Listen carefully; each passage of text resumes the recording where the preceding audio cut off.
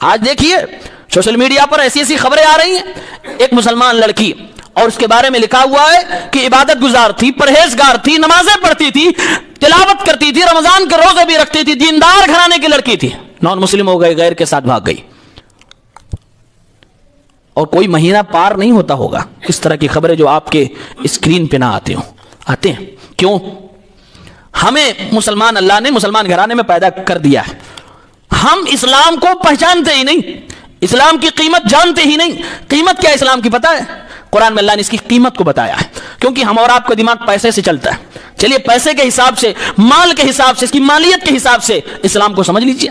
اللہ نے فرمایا ان الذین کفروا وماتوا وهم کفار، جن لوگوں نے کفر کیا اور حالت کفر میں دنیا سے چلے گئے، فلن يقبل من احدهم ملء الارض ذهبا،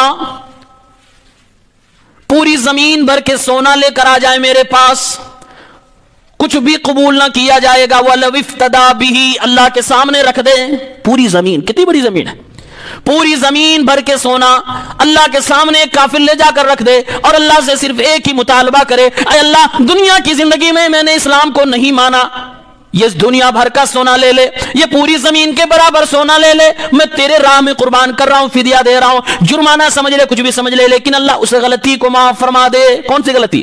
اسلام کو نہیں مانا۔ اللہ فرماتا ہے فَلَن يُقْبَلَ مِنْهُ، نہیں قبول کیا جائے گا۔ قیمت اسلام کی سمجھ رہے ہیں؟